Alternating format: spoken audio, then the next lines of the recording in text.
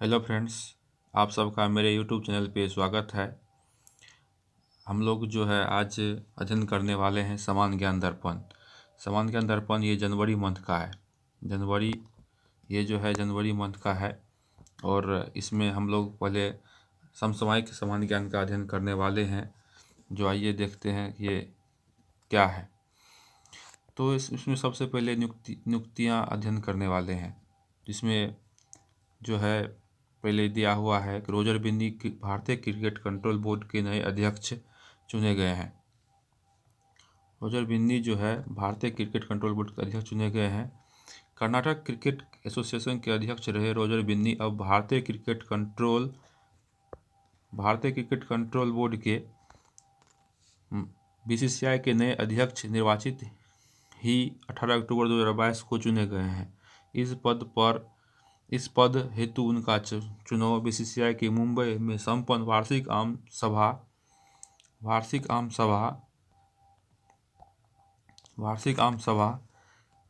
आम सभा में हुआ है। 67 वर्षीय रोजर बिन्नी बीसीसीआई के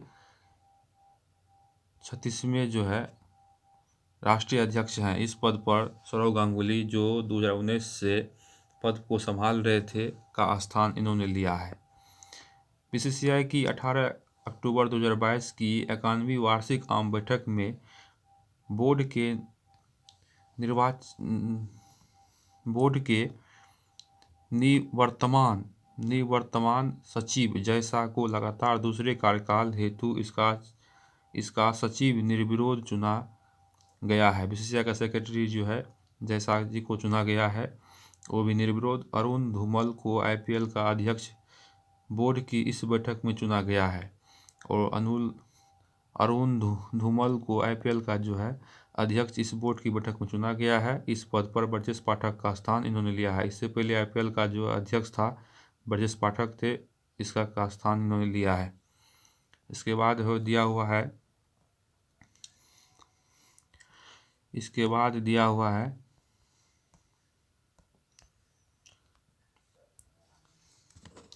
मृत्युंजय कुमार नारायण। इसके बाद दिया हुआ है मृत्युंजय कुमार नारायण अब भारत के महापंचक एवं जनगणना आयुक्त चुने गए हैं। श्री विवेक जोशी के स्थान पर गृह मंत्रालय ने अतिरिक्त सचिव के रूप में कार्यरत श्री मृत्युंजय कुमार नारायण अब भारत के महापंचक एवं जनगणना आयुक्त अक्टूबर 2022 में नियुक्त किए गए हैं। इस पद पर कार्यरत रहे श्री विवेक जोशी को अब वित्त मंत्रालय में वित्त सेवा विभाग में सचिव बनाया गया है। मृत्युंजय कुमार नारायण अब भारत के महापंचक एवं जनगणना आयुक्त चुने गए हैं। इससे पहले कौन थे? विवेक जोशी थे, उसके स्थान पर इन्हें चुना गया। विवेक जोशी को जो है वित्त सेवा विभाग में सचिव बनाया गया है। चलिए आगे देखते हैं।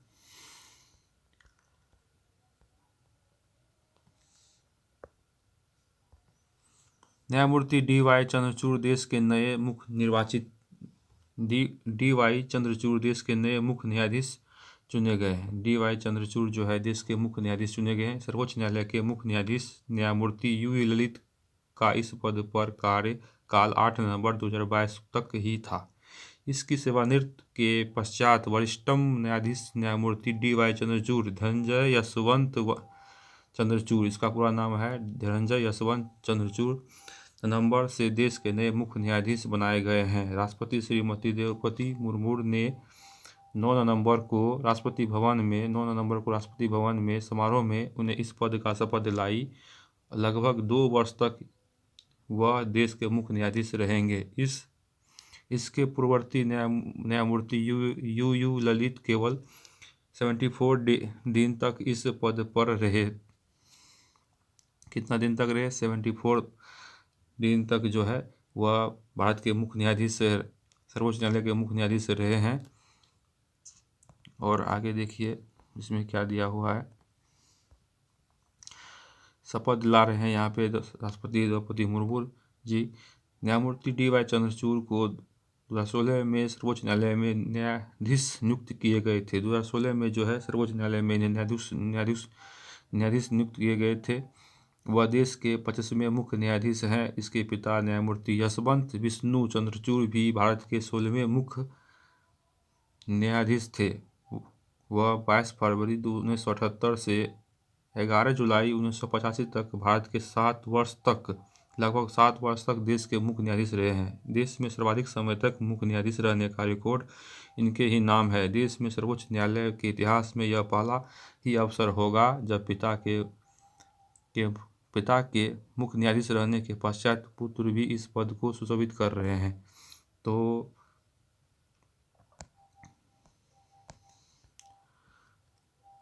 डी.वाई. चंद्रचूड़ जी जो है भारत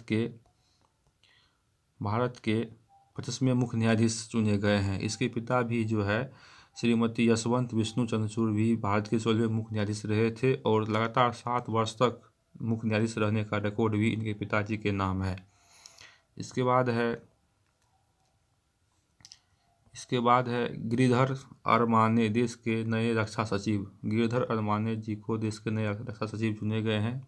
भारतीय प्रशासनिक सेवा के 1988 बैच के आंध्र प्रदेश कैडर के श्री गिरिधर अरमाने देश के नए रक्षा सचिव 1 नवंबर 2022 से बनाए गए हैं। इस पद पर श्री अजय कुमार जो 31 अक्टूबर को सेवानिवृत्त हुए हैं का स्थान श्री अरमाने ने लिया है। यहाँ पे श्री अरमाने जी है भारत के नए रक्षा सचिव बनाए गए हैं। आगे दिया हुआ है इसमें जो है गौरव द्विवेदी जी प्रसार भारती के नए सीईओ। गौरव द्विवेदी अब प्रसार भारती के नए सीईओ हैं। भारतीय प्रशासनिक सेवा के श्री गौरव द्विवेदी अब प्रसार भारती के नए मुख्य कार्यकारी अधिकारी सीईओ नवंबर 2022 में नियुक्त किए गए हैं। इस पद पर श्री शशि शेखर वेम्पति का स्थान इन्होंने लिया है। इस पद पर श्री द्विवेदी का यह नियुक्ति 5 वर्ष के लिए किया गया है। श्री गौरव द्विवेदी प्रसार भारती के नए सीईओ हैं और जो 5 वर्ष तक लगातार रहेंगे।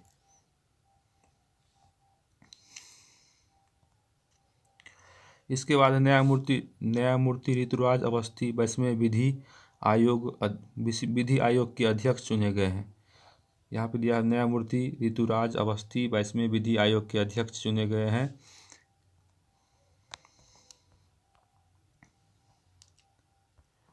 कर्नाटक उच्चतम न्यायालय के पूर्व मुख्य न्यायाधीश न्यायमूर्ति ऋतुराज अवस्थी को सरकार ने 22वें विधि आयोग का अध्यक्ष नवंबर 2022 को नियुक्त किया गया है।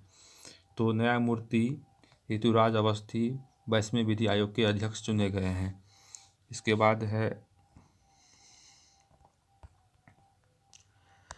बाद है अनुप्रिया पटेल अपना दल एस की राष्ट्रीय अध्यक्ष पुनर्निर्वाचित हुई है। पुनः इसको निर्वाचित किया गया है। अनुप्रिया पटेल जो है केंद्रीय मंत्री भी है। उत्तर प्रदेश के राज्य स्तरीय राजनीतिक दल अपना दल की राष्ट्रीय अध्यक्ष नवंबर 2022 में इसे पुनर्निर्वाचित किया गया है।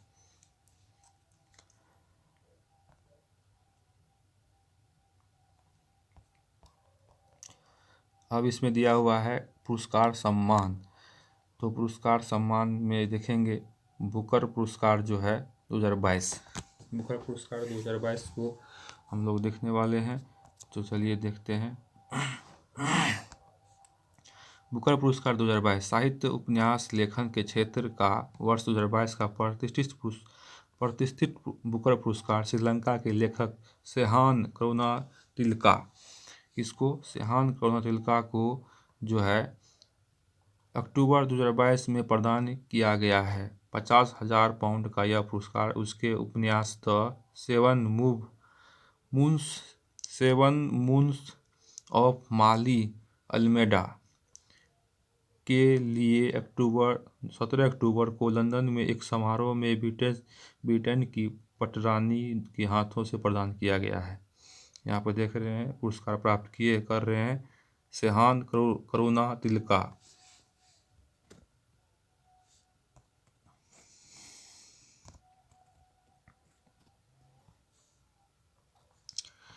राइट लिवलीहुड पुरस्कार 2022। राइट लिवलीहुड पुरस्कार 2022 जो है सोमालिया की फाटून अडान व उसकी पुत्री फाटून अडान या उसकी पुत्री इलवाड इल्मान वेंजुला के सामाजिक सेवा सरकारी संगठन सोकोसी सोला युगांडा के Africa institute for energy governance तथा यूक्रेन के ओलेक्सांद्रा माटवीचुक व उसके सेंटर फॉर सिविल लिबर्टीज को 2022 का राइट लिवलीहुड पुरस्कार प्रदान करने की घोषणा अक्टूबर 2022 में की गई थी।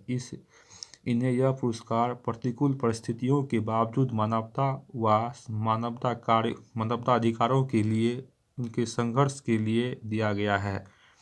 वैकल्पिक नोबेल पुरस्कार के रूप में प्रसिद्ध यह पुरस्कार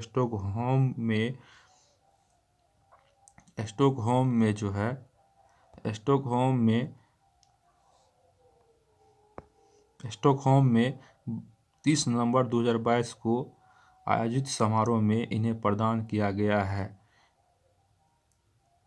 पुरस्कार की 20,000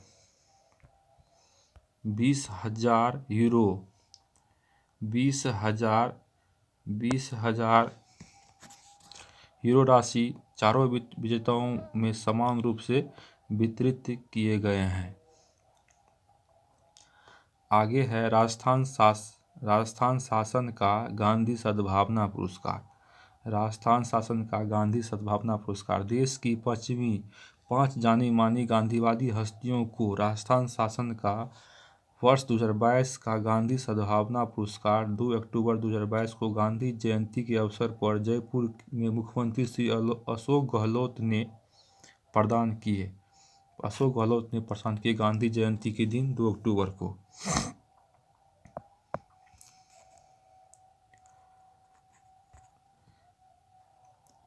प्रदान किए। पुरस्कृत हस्तियों में बेंगलुरु के डॉक्टर S.N. सुब्बा राव मरणोपरांत, जोधपुर के जो है के श्री नेमीचंद जैन भावुक मरणोपरांत, बनारस के जो है श्री अमरनाथ भाई, दिल्ली के श्री कुमार प्रशांत तथा जयपुर के डॉक्टर D.R. मेहता शामिल थे। इस पुरस्कार के तहत प्रशस्ति पत्र के साथ 5 लाख रुपया जो है राशि प्रदान किया गया है। आगे का जो है इसमें दिया हुआ है। आगे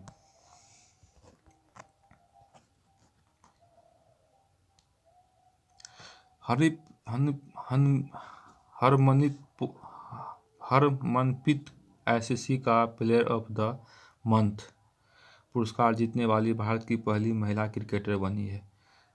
हरमनप्रीत जो है ICC का प्लेयर ऑफ द मंथ पुरस्कार जीतने वाली भारत की पहली महिला क्रिकेटर है और फिलहाल में वोमेन टीम का ये जो है हरमनप्रीत जो है कैप्टन है। महिला क्रिकेट टीम का जो है कैप्टन भी है।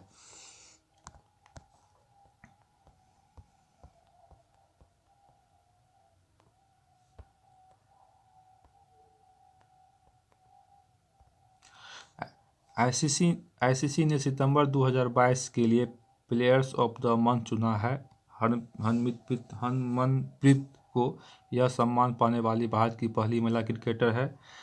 हरमनप्रीत कौर जो है अभी भारतीय वुमेन टीम का कैप्टन भी है।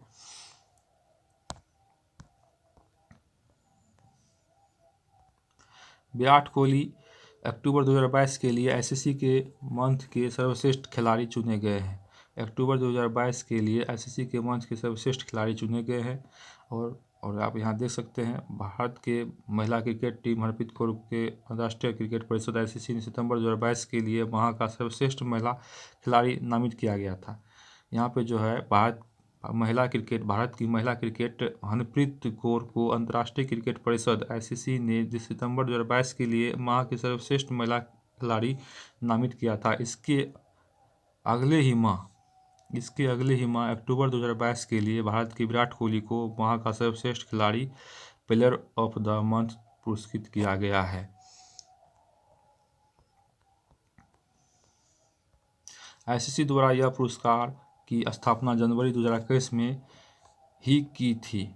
जनवरी 2021 में ही की थी। यह भारत की महिला खिलाड़ी में केवल हरमनप्रीत को ही यह पुरस्कार अब तक प्राप्त हुआ है, जबकि पुरुष खिलाड़ी में विराट कोहली से पूर्व ऋषभ पंत जनवरी में 2021 में, रविचंद्रन अश्विन को भी प्राप्त हो चुका है फरवरी 2021 में, भुवनेश्वर कुमार को मार्च 2021 में, श्रेयस अय्यर को फरवरी 2022 में यह पुरस्कार जीत चुके हैं। इसके बाद है भारतीय खेल पुरस्कार 2022। आइए देखते हैं इसको।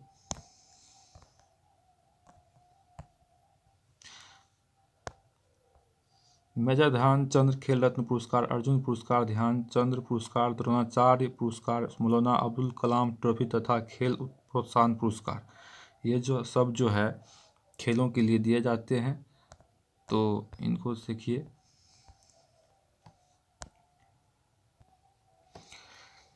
खेल के क्षेत्र में उत्कृष्ट उपलब्धि, खेल के क्षेत्र में उत्कृष्ट उपलब्धि के वर्ष 2022 में मेजर ध्यानचंद खेल रत्न पुरस्कार, अर्जुन पुरस्कार, जीवन पर्यंत उपलब्धि के लिए ध्यानचंद पुरस्कार, द्रोणाचार्य पुरस्कार व मौलाना अब्दुल कलाम आज़ाद ट्रॉफी 21-22 की घोषणा खेल मंत्रालय द्वारा 14 नवंबर 2022 को की गई है। इसका वितरण राष्ट्रपति द्वारा 30 नवंबर 2022 को की गई नई दिल्ली में राष्ट्रपति भवन में आयोजित एक समारोह में किया गया है। यह पुरस्कार निम्नलिखित खिलाड़ियों को प्रशिक्षकों को दिए गए हैं। इसके आगे जो देखिए क्या क्या दिया हुआ है। मेजर ध्यानचंद खेल रत्न पुरस्कार, यहाँ पे जो है देख सकते हैं, यह देश का यह सर्वोच्च खेल पुरस्कार किसी खेल में खिलाड़ी के विगत 4 वर्ष की अवधि में शानदार एवं असाधारण प्रदर्शन के लिए दिया जाता है। इस पुरस्कार के तहत पदक के साथ साथ 25 लाख रुपए की राशि पुरस्कृत खिलाड़ी को प्रदान की जाती है। 2022 का यह पुरस्कार टेबल टेनिस के स्टार खिलाड़ी शरद कमल अचल को दिया गया था। इसके बाद जो है ये देख ली, शरद कमल अचल ध्यानचंद खेल रत्न पुरस्कार प्राप्त करते हुए आप लोग इसको देख सकते हैं। इसके बाद है अर्जुन पुरस्कार। विभिन्न खेलों में विगत 4 वर्षों में उत्कृष्ट प्रदर्शन के लिए 25 खिलाड़ियों को वर्ष 2022 का अर्जुन पुरस्कार दिया गया है। इस पुरस्कार के तहत पुरस्कृत खिलाड़ियों को 15-15 लाख रुपया की राशि जो है प्रदान की जाती है। अर्जुन पुरस्कार के तहत जो है 15-15 लाख रुपया और उसके बाद जो है मेजर ध्यानचंद खेल रत्न पुरस्कार के तहत जो है 25 लाख रुपया की राशि जो है 25 लाख रुपया की राशि पुरस्कृत की जाती है खिलाड़ी को। और 2022 में यह पुरस्कार टेबल टेनिस के स्टार खिलाड़ी शरद कमल अचल को प्राप्त हुआ था। जबकि आप यहाँ देख सकते हैं अर्जुन पुरस्कार जो 25 खिलाड़ी को वर्ष 2022 में प्राप्त हुआ है, जिसमें 15-15 लाख रुपया जो है 15-15 लाख रुपया राशि प्रदान की गई है। इसके बाद जो है 25 खिलाड़ियों में सबका नाम दिया गया है। देख लीजिए इसमें कौन कौन से खिलाड़ी का नाम दिया गया। पुनिया, ये जो है एथलेटिक्स के लिए दिया गया है। उसके बाद जो है अविनाश मुकुंद सबले, ये जो अविनाश मुकुंद सबले हैं, इसे भी एथलेटिक्स के लिए दिया गया है। कुछ खिलाड़ी है जिसका नाम हम लोग याद रखना है। इसमें दिया गया सुश्री भक्ति प्रदीप कुलकर्णी को शतरंज के लिए दिया गया है। इसमें श्री आर प्रज्ञानानंद शतरंज के लिए इसको भी प्राप्त हुआ है। आप देख सकते हैं यहाँ पे साक्षी कुमारी कबड्डी के लिए, और नयन मोनी सेकिया को बेलन बॉल के लिए, सागर कैलाश अवलोकर को लिए, मक्खल भंग के लिए जो दिया गया है यहाँ पे मक्खल भंग सुश्री, और बहुत सारे खिलाड़ियों का नाम दिया गया। इसमें कुछ खिलाड़ियों का नाम हम लोग को याद धरना है। श्री विकास ठाकुर जो है भारोत्तोलन के लिए दिया गया है।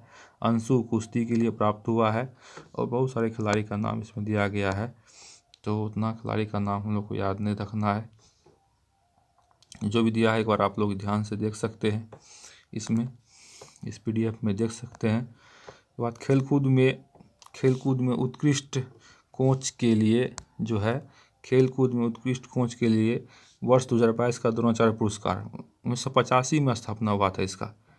1985 में स्थापित यह पुरस्कार जो है खेल प्रशिक्षकों को दिया जाता है। नियमित श्रेणी के द्रोणाचार्य पुरस्कार के तहत 10 लाख रुपया और लाइफ टाइम श्रेणी के पुरस्कार के तहत 15 लाख रुपया की राशि प्रदान की जाती है।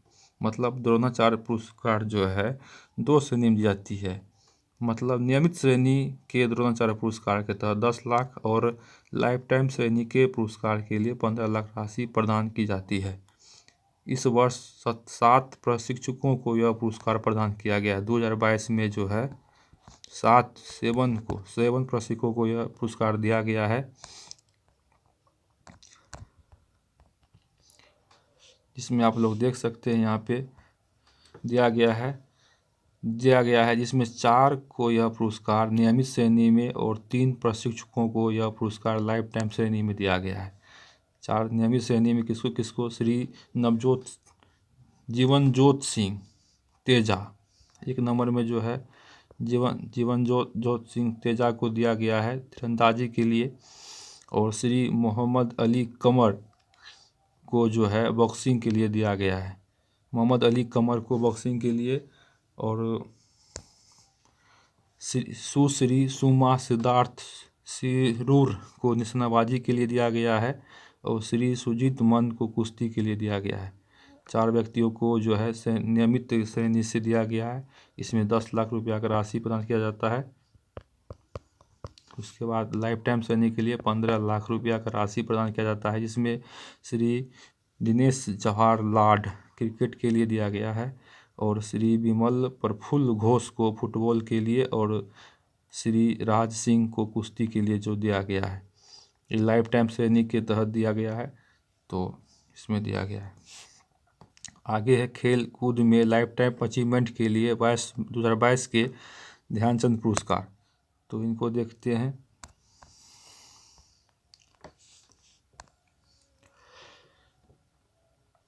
खेल कूद में लाइफ टाइम अचीवमेंट के लिए जो है 2022 का ध्यानचंद पुरस्कार जो है, देखिए खेलकूद और स्पर्धाओं में लाइफ टाइम अचीवमेंट के लिए ध्यानचंद पुरस्कार उन खिलाड़ियों को सम्मानित करने के लिए दिया जाता है जिन्होंने अपने प्रदर्शन से खेल में योगदान दिया है और सेवानिवृत्ति के बाद भी खेल को बढ़ावा देने में योगदान देना जारी रखा है।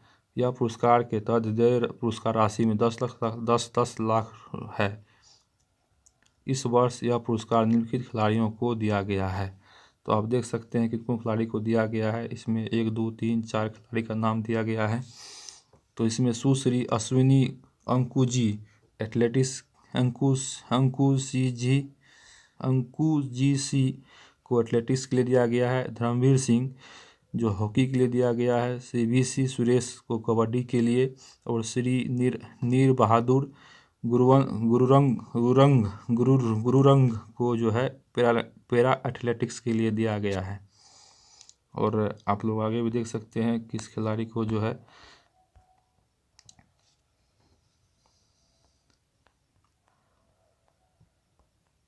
उसके बाद ये सब कोई मायने नहीं रखता है। ये सब के लिए कोई बड़ा चीज़ नहीं है। ये सब को हम लोग को नहीं देखना है। सबको हम लोग को नहीं देखना है। कुछ हस्ती का निधन, इसमें आगे कुछ दिया हुआ है, निधन से संबंधित है। कुछ चर्चित व्यक्ति को जो है इनका जो निधन हो चुका है इस साल में, उसके बारे में हम लोग चर्चा करेंगे। इला भट्ट जानी मानी समाजसेवी व गांधीवादी नेत्री इलाबेन भट्ट का 2 नवंबर 2022 का जो है अहमदाबाद में निधन हो गया है। 89 वर्ष की थी। महिला रोजगार के लिए श्री महिला सेवा संघ नाम के संगठन की स्थापना इन्होंने की थी। कौन संगठन? स्वयं श्री महिला संघ संगठन, सेल्फ एम्प्लॉय वुमेन्स एसोसिएशन का स्थापना की थी। सेवा सरकारी बैंक की प्रमुख रहते हुए अनेक वैश्विक संगठन एजेंसी से भी यह वह संबंधित रही है। रॉकी फेलर्स फाउंडेशन की ट्रस्टी भी रही है। रॉक फेलकर फाउंडेशन की ट्रस्टी भी रही है। महिलाओं के उत्थान के लिए इनके योगदान को देखते हुए हार्वर्ड, जॉर्ज टाउन, येल्स व ब्रुसेल्स विश्वविद्यालयों ने इन्हें डॉक्टरेट की मानक उपाधि से सम्मानित किया गया था। इसके बाद जो है आप देख सकते हैं सम्मानित किया गया था। सामुदायिक नेतृत्व के लिए रमन मैग्सेसे पुरस्कार भी जो है इन्हें प्रदान किया गया है 1977 ईस्वी में। राइट लिवलीहुड पुरस्कार 1984 में सम्मानित हुआ है। इला भट्ट को भारत सरकार ने पद्मश्री 1985 में और पद्म विभूषण 1986 में सम्मानित किया है। इसके बाद जो है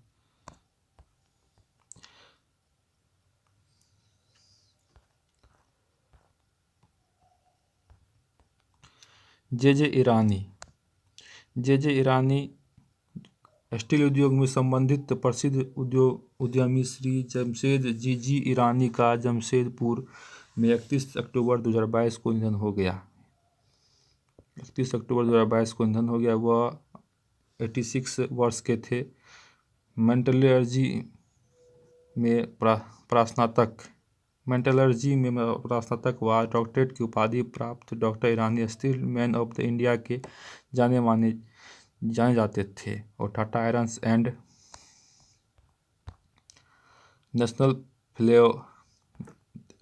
एंड स्टील में महाप्रबंधक, अध्यक्ष, प्रबंधक, निर्देशक व निर्देशक रहने के पश्चात 2001 में वह सेवानिवृत्त हुए। इस दौरान टाटा सन से संबंधित कंपनियों में निर्देशक भी रहे। वह 2021 में टाटा समूह के सभी कंपनियों से वह सेवानिवृत्त हुए और 1996 में रॉयल एकेडमी ऑफ इंजीनियरिंग के इंटरनेशनल फेलो वह बन गए। 1997 में ब्रिटेन की तत्कालीन महारानी नाइटहुड से इन्हें सम्मानित किया गया। महारानी ने नाइटहुड से इन्हें सम्मानित किया गया, जबकि भारत सरकार ने 2007 में पद्म भूषण से भी इन्हें सम्मानित किया है। उसके बाद जो है इस्माइल श्रॉफ, बॉलीवुड के प्रसिद्ध निर्देशक इस्माइल श्रॉफ का 62 वर्ष की आयु में निधन 26 अक्टूबर 2022 को मुंबई में निधन हो गया। इसके द्वारा निर्देशित फिल्मों में थोड़ी सी बेवफाई, आहिस्ता आहिस्ता, बुलंदी व सूर्या आदि शामिल है। 2004 में रिलीज हुई फिल्म थोड़ा तुम बढ़ो और थोड़ा हम इसके निर्देशक में भी बनी अंतिम फिल्म थी। इसके बाद जो है श्याम शरण नेगी, इनके बारे में देखते हैं। श्याम शरण नेगी स्वतंत्र भारत के पहले मतदाता श्री श्याम शरण नेगी। स्वतंत्र भारत के पहले मतदाता श्री श्याम शरण नेगी का 105 वर्ष की आयु में 5 नवंबर 2022 को निधन हो गया। 105 वर्ष की आयु में। भारत में 1951 से 52 के पहले चुनाव में मतदान करने के पश्चात अपने निधन से 3 वर्ष पूर्व 2 नवंबर को भी पोस्टल बैलेट के जरिए विधानसभा के लिए मतदान इन्होंने किया था। हिमाचल प्रदेश के किन्नौर जिले में कल्पा में रहने वाली श्री नेगी ने अपने जीवन में कुल मिलाकर 34 बार मतदान किए। कितने बार? 34 बार। श्याम शरण नेगी भारत के प्रथम मतदाता हैं। इसके बाद जो है मेजर पांडे, इनका भी निधन हो चुका है। इसके बारे में देखते हैं। हिंदी के आलोचना विधा किए जाने माने विद्वान श्री मेजर पांडे का 21 नवंबर 2022 को नई दिल्ली में निधन हो गया है।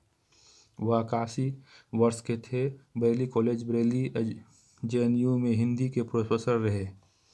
इसके बाद इनके बारे में दिया गया है। भक्ति आंदोलन व सूरदास का काव्य शब्द और साधन, लोकगीत व गीतों में 1857 तथा भारत समाज में प्रतिरोध की परंपरा आदि शामिल है। इसके बाद कुछ इसमें दिवस, पखवाड़ा, और सप्ताह वर्ष दिया हुआ है। विश्व खाद्य दिवस जो है 16 अक्टूबर को खाद्य एवं कृषि संगठन स्थापना दिवस के रूप में मनाया जाता है। विश्व ट्रॉमा दिवस 17 अक्टूबर को मनाया जाता है। इसका उद्देश्य होता है निर्धनता निवारण हेतु अंतर्राष्ट्रीय दिवस 17 अक्टूबर को मनाया जाता है। निर्धनता निवारण हेतु अंतर्राष्ट्रीय दिवस 17 अक्टूबर को मनाया जाता है। विश्व सांख्यिकी दिवस 20 अक्टूबर को मनाया जाता है। विश्व सांख्यिकी दिवस जो है 20 अक्टूबर को मनाया जाता है। पहला विश्व सांख्यिकी दिवस जो है वर्ल्ड स्टैटिस्टिक्स डे 20 अक्टूबर 2010 को विश्व भर में मनाया गया था। अंकों की विशिष्टता 20-10-2010 के चलते इस को पहला संयुक्त राष्ट्र सभा द्वारा 2010 में किया गया था।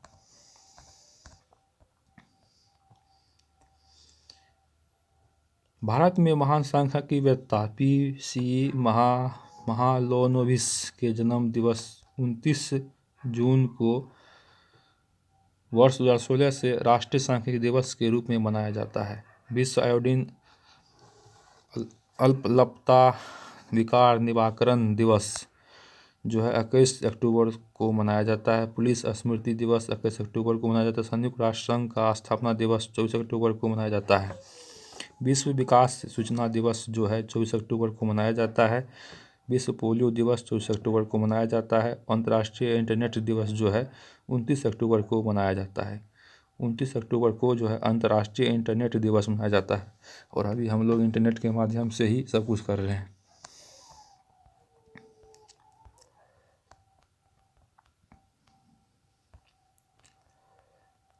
यहाँ पे कुछ और दिया हुआ है, इनको थोड़ा देखते हैं। इंटरनेट के जरिए पहला संदेश 45 वर्ष पूर्व 29 अक्टूबर 1969 को कैलिफोर्निया विश्वविद्यालय के प्रोफेसर लियोनार्ड व उसके एक शोध छात्र चार्ली केलिन ने भेजा था, जिसे 29 अक्टूबर को अंतर्राष्ट्रीय इंटरनेट दिवस के रूप में मनाया जाता है। इसी कारण जो है कैलिफोर्निया विश्वविद्यालय के प्रोफेसर लियोनार्ड उसके छात्र जो चार्ली केलिन ने भेजा था, एक इंटरनेट के माध्यम से एक संदेश भेजा था। विश्व मितव्ययिता दिवस जो है 30 अक्टूबर को मनाया जाता है। पूर्व प्रधानमंत्री इंदिरा गांधी की पुण्यतिथि 31 अक्टूबर को मनाया जाता है।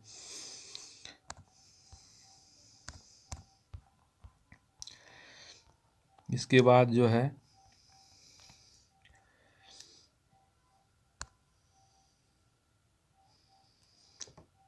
राष्ट्रीय एकता दिवस 31 अक्टूबर को मनाया जाता है। लौह पुरुष सरदार वल्लभ भाई पटेल का जन्मदिन राष्ट्रीय एकता दिवस के रूप में मनाने का फैसला मोदी सरकार ने 2014 में लिया था। ठीक है।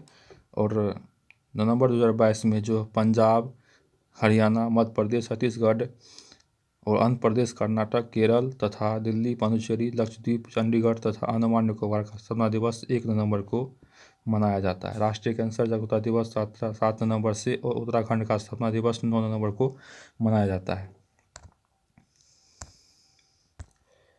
इसके बाद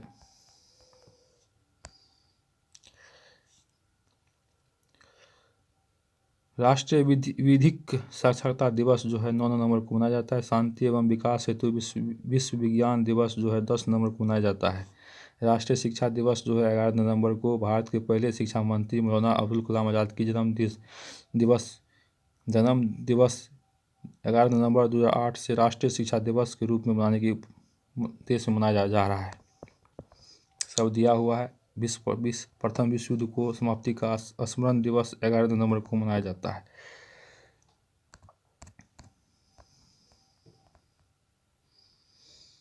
इसके बाद जो है इसमें दिया हुआ है बाल दिवस 14 नवंबर को और मधुमेह दिवस जो है 14 नवंबर को मनाया जाता है। जनजातीय गौरव दिवस 15 नवंबर को मनाया जाता है। और इसके बाद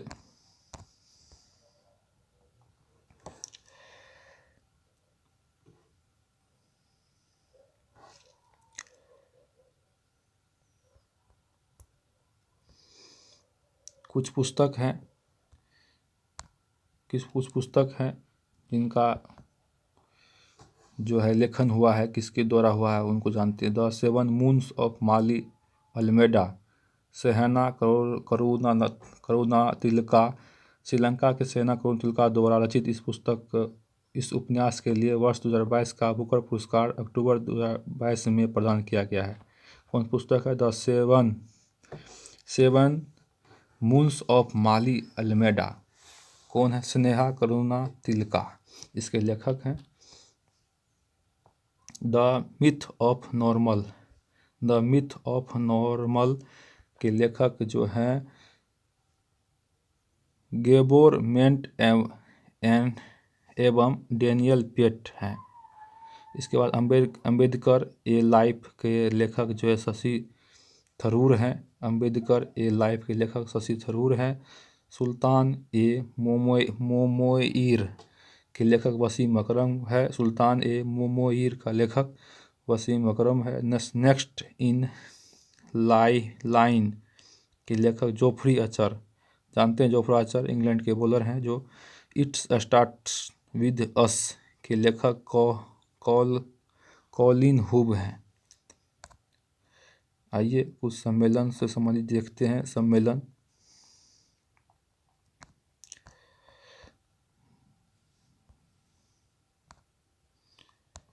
सम्मेलन कौन कहाँ होने वाला? विश्व हिंदी सम्मेलन, इसको थोड़ा अच्छा से देखते हैं। 2023 पिछला 11वां विश्व हिंदी सम्मेलन अगस्त 2018 में मॉरिशस में पोर्ट लुइस में संपन्न हुआ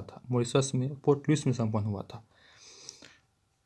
12वां हिंदी सम्मेलन 15-17 फरवरी 2023 को आने वाला समय जो है आयोजित किया जाएगा। कहाँ? फिजी के नारी शहर में होने वाले हैं। इस सम्मेलन का आयोजन फिजी सरकार के सहयोग से भारतीय विदेशियों मंत्रालय द्वारा किया जाएगा। सम्मेलन में देश विदेश के लगभग 1000 हिंदी विद्वान भाग लेने वाले हैं की संभावना है। विदेश मंत्री डॉक्टर एस जयशंकर करेंगे इसके नेतृत्व। और इसके बाद जो देखते हैं क्या है।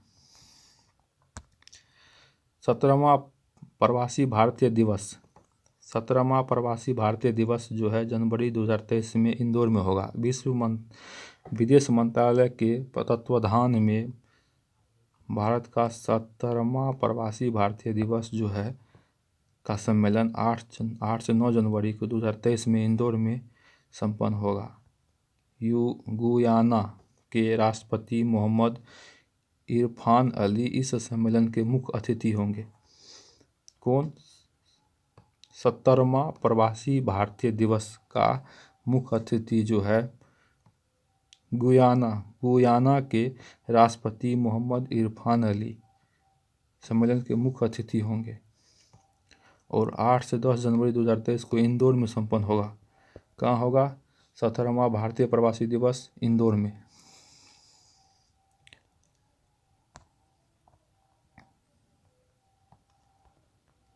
इसके बाद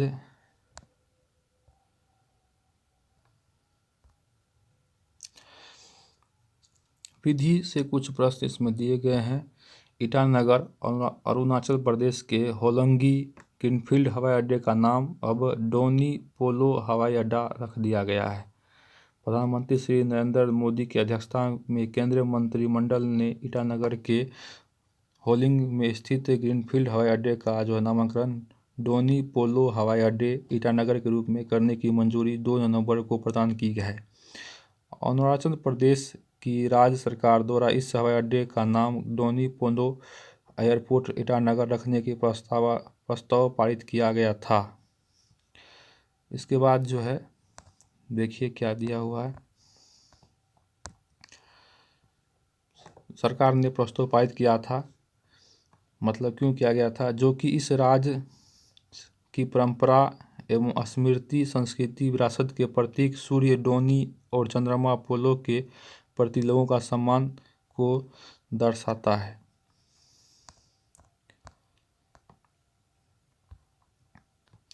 उसके बाद कुछ दिया हुआ है यहाँ पे देख सकते हैं। भारत व फ्रांस की वायुसेनाओं का संयुक्त अभ्यास गुरूर। भारत और फ्रांस के बीच जो है संयुक्त अभ्यास गुरूर होता है। आप लोग देख सकते हैं भारतीय वायुसेना व फ्रांसीसी वायुसेना एवं स्पेन बल के संयुक्त अभ्यास गरुड़ का 7वां संस्करण भारत में जोधपुर एयरबेस पर 26 अक्टूबर से 12 नवंबर 2022 को संपन्न हुआ है। भारतीय वायुसेना के सुखोई, राफेल, तेजस व प्रचंड विमानों ने अपने युद्ध मॉडल का प्रदर्शन इस संयुक्त अभ्यास में किया है। यह पहला ही अवसर था जहां भारत के हल्के और लड़ाकू विमान तेजस व हेलीकॉप्टर प्रचंड ने किसी अंतर्राष्ट्रीय सैन्य अभ्यास में भाग लिया। इसके बाद कुछ दिए हुए हैं। मोजाम्बिक व तंजानिया के साथ भारत का त्रिपक्षीय नौसेना अभ्यास। किसके बीच? मोजाम्बिक और तंजानिया के साथ भारतीय नौसेनाओं ने मोजाम्बिक और तंजानिया के साथ 3 दिवसीय संयुक्त अभ्यास दार ए सलाम के तट पर 27 से 29 अक्टूबर को संपन्न किया। तीनों देशों की नौसेनाओं का यह पहला त्रिस्तरीय अभ्यास था। किसका? मोजाम्बिक और तंजानिया के साथ भारत का त्रिपक्षीय संयुक्त अभ्यास जो है ये पहला अभ्यास था। उसके बाद सिंगापुर की नौसेना के साथ भारतीय सेना का संयुक्त अभ्यास सिम्बेक्स गरुड़ 7वां। सिंगापुर और की नौसेना और के साथ भारतीय नौसेना का संयुक्त अभ्यास सिम्बेक्स। कौन होता है? सिम्बेक्स। ये 7वां था, गरुड़ 7वां था। भारत व सिंगापुर की नौसेनाओं के संयुक्त अभ्यास सिम्बेक्स का 29वां संस्करण भारत में विशाखापट्टनम के तट पर 26 से 30 अक्टूबर 2022 को संपन्न हुआ। सिम्बेक्स भारतीय नौसेनाओं का विदेशी नौसेनाओं के साथ सबसे पुराना अवस्थित नौसैनिक संयुक्त अभ्यास है। 1994 से शुरू हुआ था। ये कब शुरू हुआ था? 1994 से। सिम्बेक्स 1994 से शुरू हुआ था।